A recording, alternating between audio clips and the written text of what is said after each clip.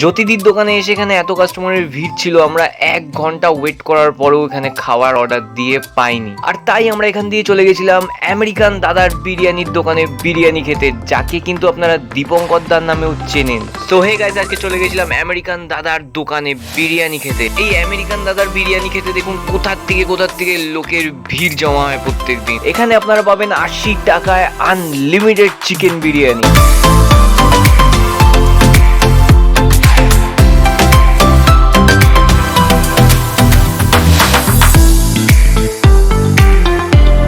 বিরিয়ানির উপরে গাওয়া ঘি ঢালার পরে গন্ধটা কিন্তু জাস্ট অসাম ছিল। অশোকনগর কখনো আসলে আপনারা অবশ্যই ট্রাই করতে পারেন এই আমেরিকান দাদার দোকানের বিরিয়ানি। মাত্র 80 টাকায় আনলিমিটেড চিকেন বিরিয়ানি, গাওয়া ঘিয়ের সাথে অসাধারণ বিরিয়ানি।